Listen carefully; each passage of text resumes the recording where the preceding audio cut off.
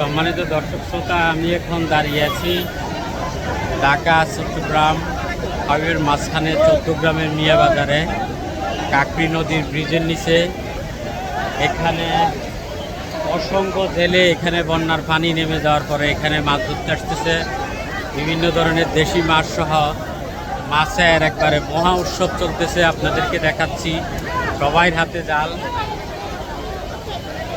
দর্শক, কুমিল্লা চট্টগ্রামের মিয়া বাজারের কাকরি নদীর নিচে এখানে বন্যার পানি নেমে যাওয়ার ফলে যে কথা বলতেছি, এখানে একবারে মাছ ধরার মহোৎসব চলতেছে।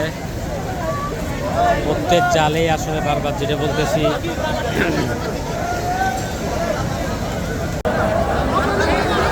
এই ধরনের দৃশ্য আমি আর চট্টগ্রামে দেখি নাই। এখানে দর্শক ওনার জালে দেখতেছেন অনেকগুলি মাছ।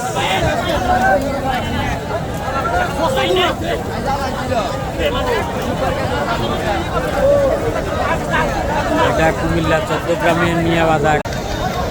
দর্শক, এখনো প্রচুর মাছ ধরতেছে। এখানে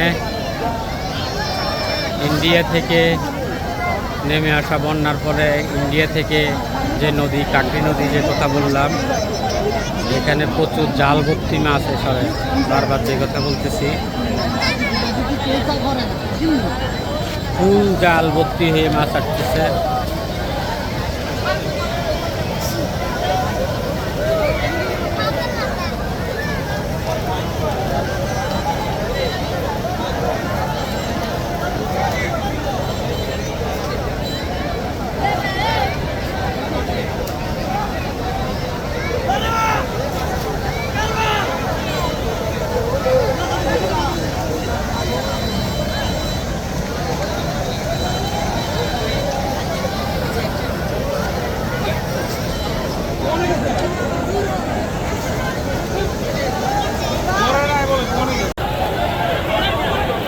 দর্শক, সবাই হাতে জাল দেখতেছেন এখানে, এবং কি একবার জাল মারলে এখানে পুরো জাল ভর্তি মাছ উঠতেছে।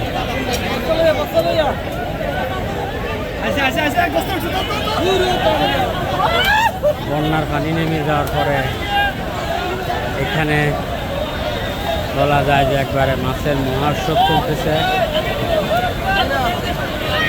এখানে এক জালের মধ্যে কতগুলো মাছ উঠছে দেখেন দর্শক।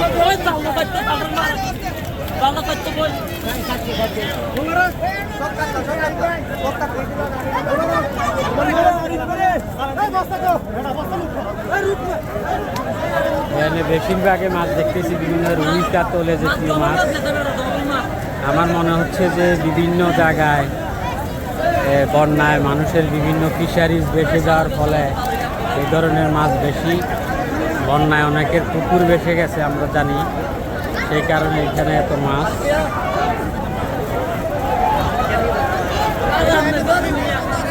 আমার নিজের মন চাইতেছে এখানে মাছ ধরার জন্য, কিন্তু আমি ঢাকা থেকে এসে এখানে মাছের মহোৎসব দেখলাম।